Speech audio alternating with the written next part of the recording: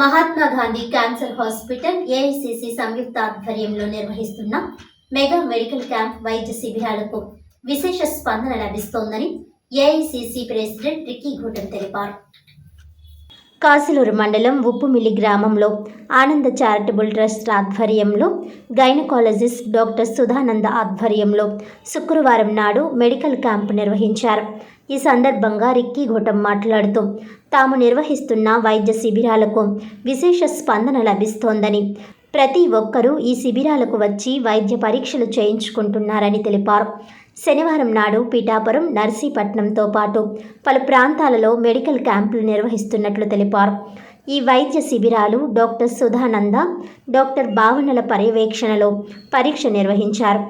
అదేవిధంగా సిరి dental clinic, దృష్టి కంటి హాస్పిటల్ ఆధ్వర్యంలో దంత, కంటి పరీక్షలు నిర్వహించారు. ఈ మెడికల్ క్యాంపులను ప్రజలు సద్వినియోగం చేసుకోవాల్సిందిగా కోరారు. ఈ కార్యక్రమంలో డాక్టర్ తన్మయి రామచంద్ర, కంటి వైద్య నిపుణులు మాధురి, మహాత్మా గాంధీ డాక్టర్లు, సిబ్బంది, పి శ్రీనుబాబు నాయుడు, ట్రస్ట్ తరపున వాలంటీర్లు తదితరులు పాల్గొన్నారు.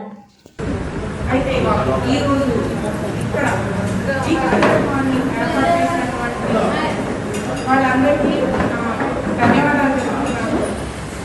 ఇక్కడికి మనం వచ్చింది ఎందుకు అంటే తనిఖీ చేసుకోవడానికి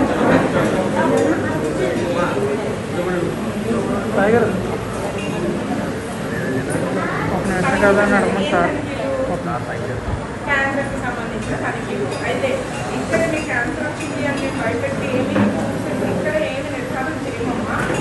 క్యాన్సర్ లక్షణాలు ఎలా ఉంటాయి, వస్తే ఏం చేయాలి అన్నది మనం తెలుసుకోవాలి. అవగాహన అనేది చాలా చాలా ముఖ్యం. అవగాహన లేక చాలా కోల్పోతున్నారు. క్యాన్సర్ అనుకున్నారు కానీ ఇంట్లో వారసత్వంగా వచ్చే ఒక జబ్బు. మళ్ళీ చెప్తున్నాను, క్యాన్సర్ అనుకునేది కాదు, ముట్టుకుంటే వచ్చేదు. జన్యుపరంగా అంటే జీన్స్ జెనెటికల్గా ట్రాన్స్ఫర్ అవుతుంది, అంటే వారసత్వంగా వస్తుంది క్యాన్సర్ అనేది. ఇది మీరు తెలుసుకోవాలి. ఇంకొక విషయం తెలుసుకోవాల్సింది ఏంటి అంటే, ఇప్పుడు ఒక 8 నెలలు ఉంటే ఒక ఇంట్లో క్యాన్సర్ అనే పదం వినిపిస్తుంది. అయితే వాళ్ళతో లేకపోతే వాళ్ళ చుట్టాలతో ఎవరో ఒకటి వినిపిస్తుంది. అయ్యో క్యాన్సర్ వచ్చింది, అమ్మ నీకు బాధపడకుండా ముందు కూడా మనం తెలుసుకుంటే దానివల్ల ఏమవుతుంది, జబ్బుని న్యాయం చేసుకోగలుగుతాం. ఎలా దాన్ని గుర్తించే విధానం ద్వారా ఆపరేషన్ అవసరమైన ఆల్ ఇండియన్ క్రిస్టియన్ కౌన్సిల్ తరఫున ఇక్కడ ఉప్పాడ దగ్గర ఉన్న మూలపేట దగ్గర ఈరోజు మేము మెడికల్ క్యాంప్స్ చేశాము. దీనికి చుట్టుపక్కల గ్రామాల నుంచి వచ్చారు.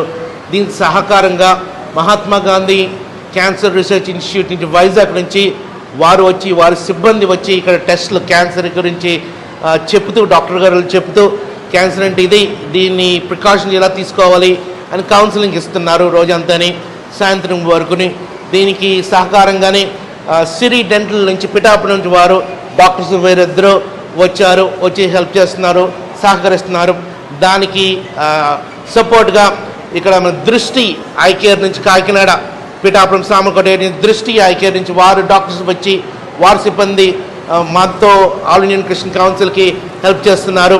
అలాగనే ట్రినిటీ హాస్పిటల్స్ కాకినాడ నుంచి వచ్చి వారు సిబ్బంది జనరల్ కేటగిరీలోని అక్కడ మాకు హెల్ప్ చేస్తున్నారు. వారందరికీ థ్యాంక్ యూ. ఇక్కడ చక్కగా ఆర్గనైజ్ చేసిన మా డేవిడ్ గారు, చక్కగా ఆర్గనైజ్ చేసిన మా డేవిడ్ గారికి కూడా, ఈ ప్రాంతంలో ఆర్గనైజ్ చేసిన డేవిడ్ గారికి కూడా థ్యాంక్ యూ చెప్తున్నాం.